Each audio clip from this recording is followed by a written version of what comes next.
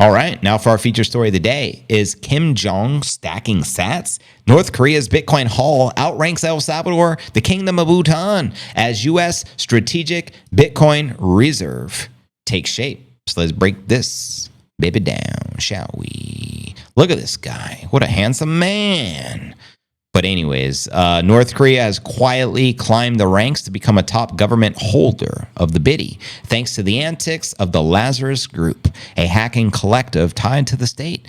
On February 21st, the group pulled off the jaw-dropping heist at Bybit, stealing over $1.4 billion worth of crypto, mostly Ethereum, and later swapping a chunk of it into Bitcoin, the hardest asset that ever exists. Now, data from Arcam reveals the syndicate now sits on 13,562 BTC, worth a cool 1.14 billion, turning the cybercrime into a national piggy bank, as you can see right here. Now, the crypto stash started growing long before the U.S. floated the strategic Bitcoin reserve idea, yet in a twist of timing, the buildup accelerated just days before Trump teased the strategic Bitcoin reserve on Sunday, March 2nd. He made it official by signing the executive order on Thursday, March 6th, and added a dash of geopolitical intrigue to the digital currency drama. Arcam reported the U.S. sits pretty with 198,109 Bitcoin, a significant 16 billion, making it the largest government holder of Bitcoin.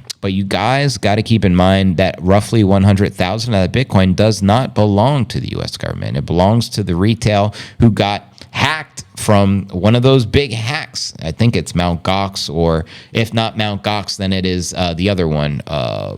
What's the big exchange?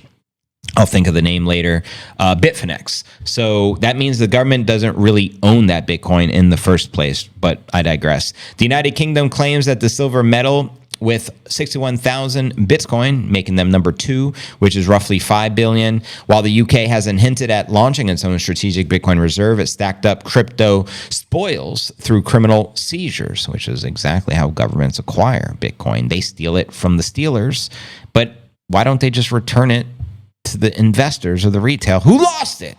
It's mind-boggling to me. But giving it a hefty stake of the digital top asset, this slots North Korea right behind Britain, but ahead of the Kingdom of Bhutan and El Salvador's Bitcoin caches. Bhutan's stash, managed by Druk Holdings, clocks in at 10,600 Bitcoin, worth 897 million, while El Salvador's Bitcoin stash is now up to 6,117 BTC, now valued at $516 million. The timing of North Korea's crypto climb, just as the U.S. unveiled the strategic Bitcoin reserve, sparks a little curiosity. Could King Kim Jong-un be angling for a seeded digital gold rush, blending the cyber savvy with the geopolitical gamesmanship? And while Washington frames its reserve as strategic, their playbook leans on shadows, turning stolen coins into a silent power move. Two nations, one token, a high-stakes dance of value in digits where motives blur between policy and piracy.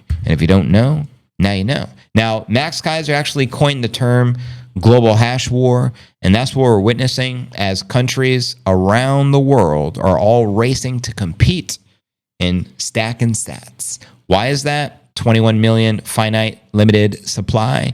There can only be one Bitcoin superpower in the world when it comes to a nation. Will it be the United States? Will it be the Kingdom of Bhutan? Will it be El Salvador, who had the first mover's advantage? Or could it be a Russia? Could it be a China?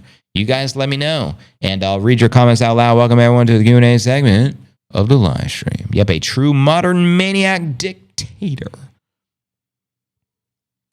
Well, Trump seems to be good friends with him.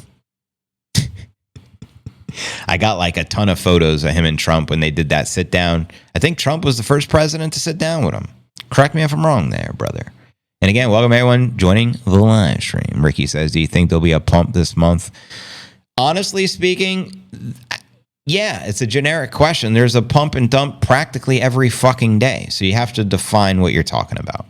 Yes, there will be a pump this month. There will be a pump this week and a dump today. There will be a pump and dump on the 1 minute chart, on the hourly chart, the weekly chart. So to answer your question, yes. It was Russian disinformation until it was court evidence against the humper. Wait, what are we talking about? Who's the humper? Eyes wide open, hands in the air.